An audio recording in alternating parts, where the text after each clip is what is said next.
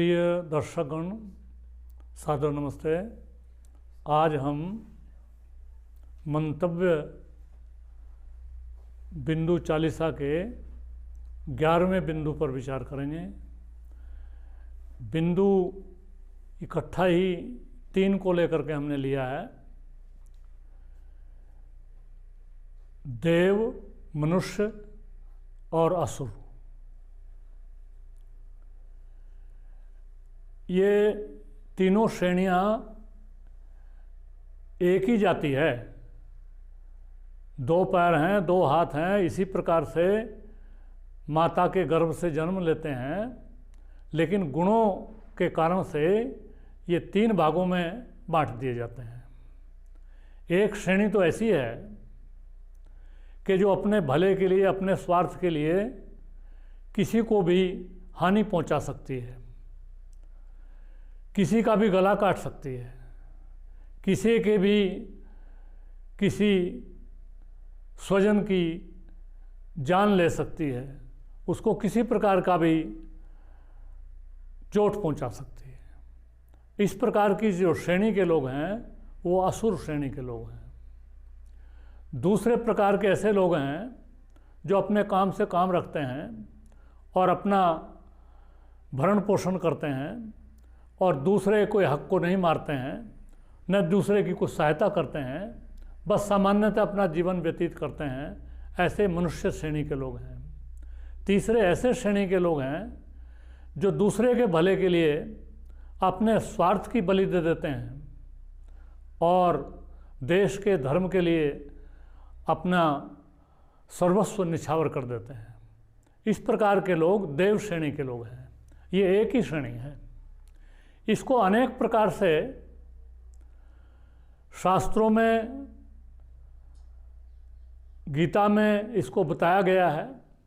गुणों के आधार पर जो देव श्रेणी के लोग हैं उनको बताया गया अभयम, सत्व, संशुद्धिर, ज्ञान, योग, व्यवस्थिति, दानम, दमश्च, यज्ञश्च, स्वाध्याय, तप, आर्जवम।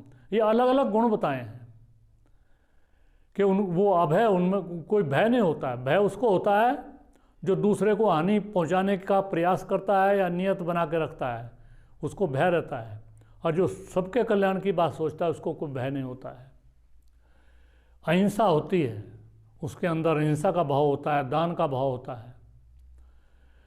और ये जो असुर श्रेणी के लोग हैं, ये दंभो, दर्पो, अभिमानश्च, क्रोध, पारुष्यम एवच।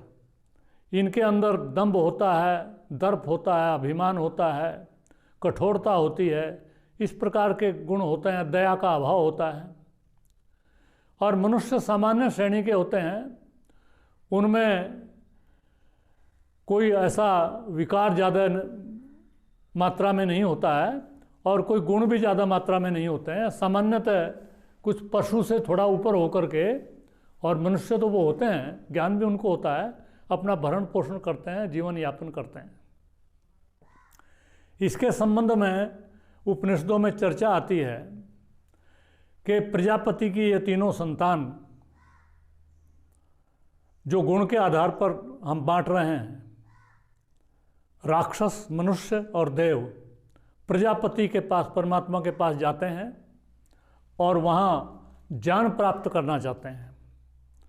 और ज्ञान प्राप्त करने में उनको प्रजापति उपदेश देते हैं।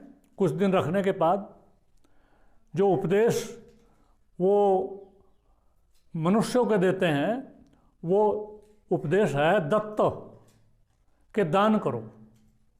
मनुष्य के अंदर दान करने की भावना नहीं होती है।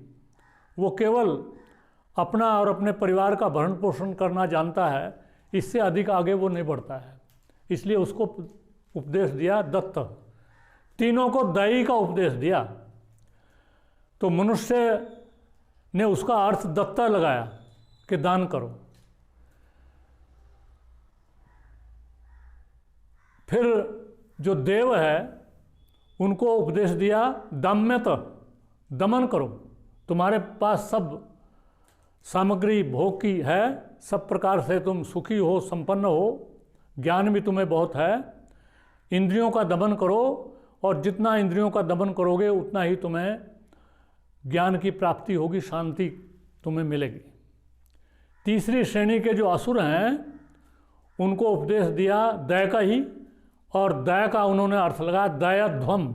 उनको प्रजापति ने बताया भी कि दया करो तुम। दया, असुर लोग दया नहीं करते, उनके अंदर क्रूरता भरी रहती है और हिंसा का भाव उनके अंदर बहुत रहता है। इस प्रकार से ये उपदेश इनको दिया। एक और चर्चा उपनिषद में आती है कि देव और असुर दोनों प्रजापति के पास गए और उन्होंने कुछ ज्ञान प्राप्त करना चाहा। तो उन प्रजापति ने एक शर्त लगाई कि तुम बैठ कर के और भोजन करोगे और तुम्हारे हाथों में दोनों तरफ चम्मच बांध दिए जाएंगे, दोनों हाथों में, और तुम हाथ को मोड़ नहीं सकोगे।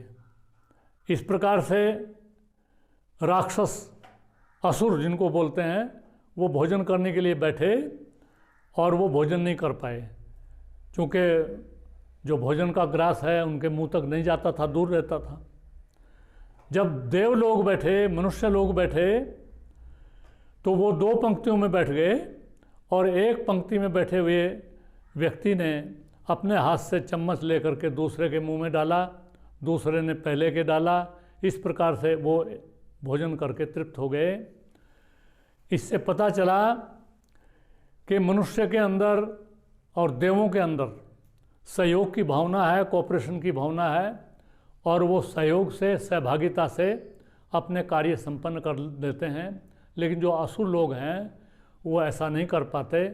तो इससे समझना चाहिए कि देव कैसे हैं, असुर कैसे हैं। ये तीनों श्रेणी के लोग सब एक ही जाति के लोग हैं, मनुष्य जाति के लोग हैं, लेकिन गुणों के आधार पर ये अलग अलग इनको हम बांट सकते हैं। वैसे ये अलग अलग नहीं है, संस्कारों के आधार पर, ज्ञान के आधार पर इनको बदला जा सकता है। जो सुसंगति में रहता है वो देव श्रेणी में और मनुष्य श्रेणी में आ जाता है, और जो कुसंग में रहता है वो अच्छी देव और मनुष्य की स्थिति में भी हो तो बिगड़ करके वो राक्षस बन जाता है। इस प्रकार से देव, असुर और ये मनुष्य तीनों एक ही जाति हैं, लेकिन गुणों के आधार पर ये तीन भागों में इस प्रकार से हम बांट सकते हैं। और जो देव लोग हैं वो मुक्ति को प्राप्त करते हैं, मनुष्य लोग जन्म जन्मांतर में फंसे रहते हैं। जो असुर लोग हैं वो फिर नीच योनियों को प्राप्त होते हैं। देव, असुर और मनुष्य के संबंध में इसी प्रकार से समझना चाहिए। ये जो कथाएं बना रखी हैं, कहानियाँ बना रखी हैं, कि उनको अलग अलग चित्र दिखा करके किसी को सींग लगा दिए जाते हैं, किसी के बड़े बड़े दांत दिखाए जाते हैं, ये केवल समझाने के लिए है। जैसे प्राइमरी स्कूल में बच्चों को क ख सिखाया जाता है, कैसे कबूतर, कैसे खरगोश, उसी प्रकार से ये है। अन्यथा ये देव, मनुष्य और जो असुर हैं ये तीनों मनुष्य जाति के ही हैं, और गुणों के आधार पर इनको तीन भागों में हम बांट सकते हैं। ऐसे ही इसको समझना चाहिए। इतना ही पर्याप्त है। इति ओम शम नमस्ते जी।